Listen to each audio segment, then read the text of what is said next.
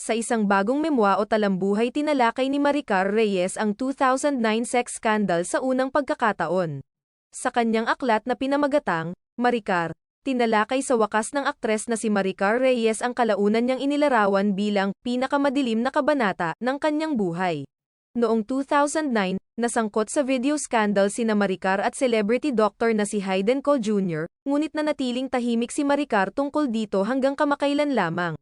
Ang libro ay tungkol sa mahabang paglalakbay at proseso ng pagpapagaling ni Maricar, ayon sa kanyang website. Nais ni Maricar na tiyakin sa mga kababaihan na ang kanilang mga hamon malulutas. Ang buod ng aklat ay nagpatuloy, palaging may pag-asa at isang paraan sa anumang mahirap na kalagayan.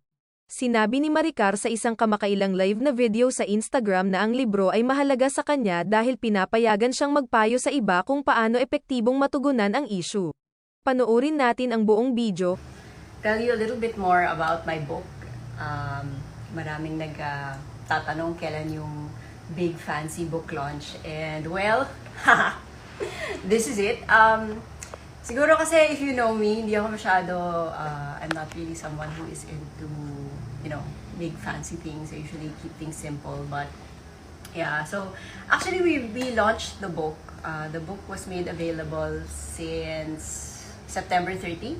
And super thank you sa mga, may ilang hundreds na rin of you who availed of the book. And I'm so happy. Sobra akong touched na when they visited Shopee, nung nag-order sila, they really told me their story. And actually, yun yung dahilan kung bakit ko sinulat tong libro na to. Actually, when I got married in 2013, maraming babae, they started to write to me and they started to tell me really heartbreaking stories. Talagang nag-open up sila sa akin na parang, usually yung mga questions nila is, how do I forgive? How do I get over my own crisis? I mean, yung crisis nila, it might not be the same as mine, exactly, pero meron din silang pinagdadaanan na mabigat and they wanted help.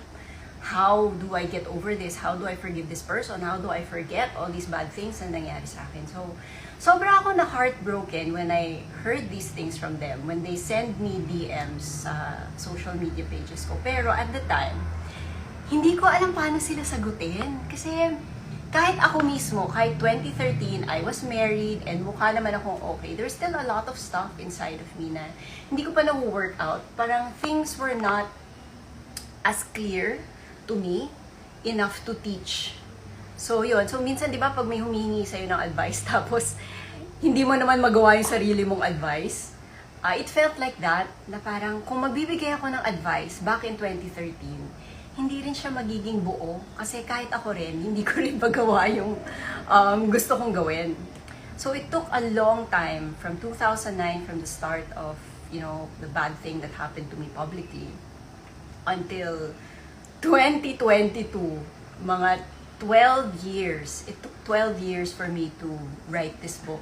So sobra siyang meaningful sa akin. And it took a long time to heal and process. Kaya actually yun yung parang message ko for tonight, this short live. Aside from telling you guys about that book, not only that, parang gusto ko lang sabihin na if you guys are going through something that is mabigat or something na mahirap and you don't know how to solve it, ganyan. Parang, there's really a process. And don't be too hard on yourself if you feel like, parang ang tagal. Kasi ako nga, di ba, 12 years bago ako naging okay enough to really talk about it. And, there are still people who are disrespectful in their comments, whatever. Parang, ngayon lang ako nagkaroon ng stability to really just, okay, ganyan ka eh. Di ba? Ano magagawa natin? So, it took me 12 years to get to a point that I'm stable enough to talk about it and actually, have a heart to help people. So, kung meron ka pinagdadaanan na mabigat, it will take time. Parang mindset mo na yung sarili mo na it's a marathon. It's not a sprint. Kasi ang dami ngayon, parang quick fix is the key ngayon. Parang a lot of people want things to be fixed right away. And there are things that are fixed right away, pero yung mga malalalim na bagay, especially in our own hearts, if there are things in our own hearts that need to be fixed, yun ang mabigat at matagal.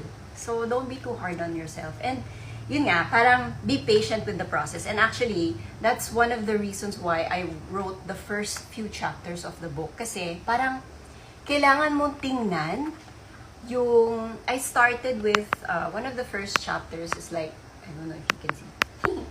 Yan, yung mga childhood pics ako, and I went through how I was as a kid, how I made decisions up until the point of my crisis. Talagang I went through it kasi I want to give the reader an idea how to go through your own life. Kasi kung meron kang pinagdadaanan ngayon na mabigat, kailangan mo rin... Oh, walang audio yung IG. Bakit kaya? Oo. Nako, pasensya na. Sige, we'll try. May audio naman, sabi ni Carla ke. Ayan. With audio naman daw. Ayan, sino kaya? Asan na ba ako? Ayun. So, parang, I really went through the process of talking to the reader about, ano ba yan? Dami na yung technical difficulties.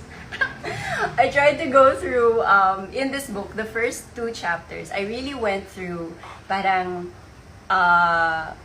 saan na ba ako? Yun, how I made decisions as a child, how I went through, parang how I dealt with conflict, yung mga ganong tanong, parang, para lang to give the idea, parang to give the reader an idea, how I got to the point where I had my crisis. Kasi, kung may mabigat ka na pinagdadaanan, meron ding, in a way, at least with me, there is the way you think, or the way you are growing up, affects who you are in adulthood.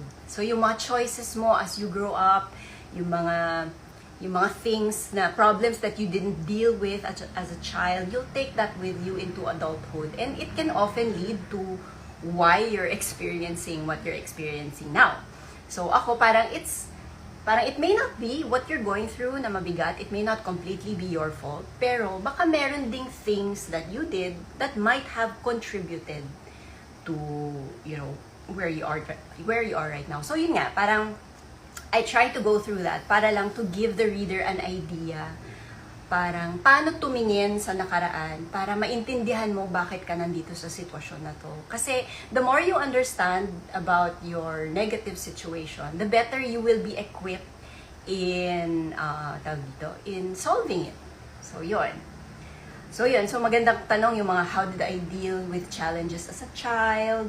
How are my childhood memories generally positive? What do I do with that? What did I do with that, with those memories? Parang how did it shape me into who I am today? Mga ganon. So all of this can be really overwhelming. So just to give somebody an idea, mahirap din siyang gawin eh. So I wrote that in the book.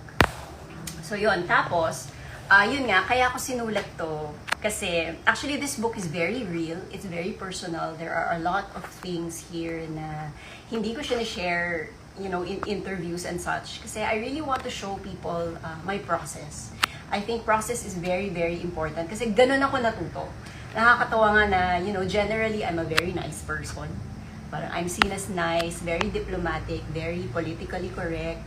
Pero, what really helped me in my darkest times was the painful, real talk that I got from my mentor. So, that's what I try to write dito. Sobra tong real.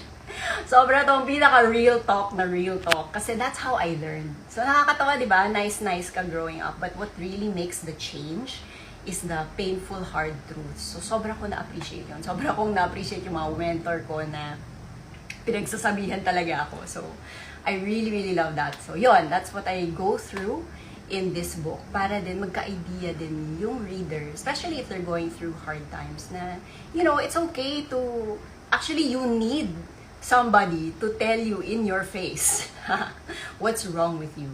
Kasi minsan kasi parang in being very politically correct, in being very nice, minsan hindi mo na nalalaman kung ano ba talaga yung kailangan mong harapin about yourself. So, I find that very useful. Kasi ganun yung mga mentors ko sa akin. Ano talaga sila, yung parang, I remember there was this time na nagrereklamo ako sa mentor ko kasi kesyo ganyan, bla bla bla bla bla. Sobrang haba ko ng litanya. Tapos, nakikinig siya sa akin, tapos bigla sabi niya, oy, alam mo ba, Kaya ka ganyan, kaya paulit-ulit yung problema mo. Kasi, meron akong sinuggest sa'yo 2 weeks ago na gawin mo to solve your problem, pero hindi mo ginawa. So, parang, ganun siya kaprangka. So, I really love, yun yung mga, I love that mentor. Her name is Hello Novi. Hello Novi Antan. Thank you for being very, ayun, yung mga mentors na ganun, very prangka, very, realistic. And that's, mentors that get in your face also really care about you. So, ganun. So, yun. So, we learn by example. Kasi sila din, my mentors din, hindi rin sila takot na magkwento about their own struggles. So, ano din sila, I remember yung isa kong mentor, si Asel. First day pa lang nag-meet, she was talking about all these, horrible things that happened to her in her childhood and how that shaped her and how she was able to overcome it. So, very real lang talaga. It's really realness and truth that got me through the hardest of times. Hindi yung mga yung mga bait-baitan, yung mga ganon. So, yon. Yon, that's all. Ilang minutes na ba to? We thank you for joining me in this really, really quick live. If you are interested in my process or you want to know about the book, please visit maricarreyes.com and nandun lahat ng information, including how to get the book for yourself. So, if you have, if you are going through something difficult right now, it's a marathon, it's not a sprint. Don't be consistently try to understand how you got to that point. Looking back is very important. How you grew up is very important. So, and if you want like a blueprint or an idea, paano ko ba iisipin yung nangyari sa akin na nakaraan? I don't know how to do it. By example, I learned by example. So, I hope na this example will help you sa struggles mo. So, yun. We'll see if we can do this every week. Pero for now, thank you for joining me in this little quick live. And I hope you guys have a good week ahead. Bye! Para sa iyo, anong naging hamon ng buhay na naging matatag ka? Pwede mo ding ibahagi sa ating comment section para maka-inspired ka din ng iba. Kung nagustuhan mo ang bidyong ito, mangyaring isaalang-alang ang pag-subscribe. Maraming salamat sa iyong suporta.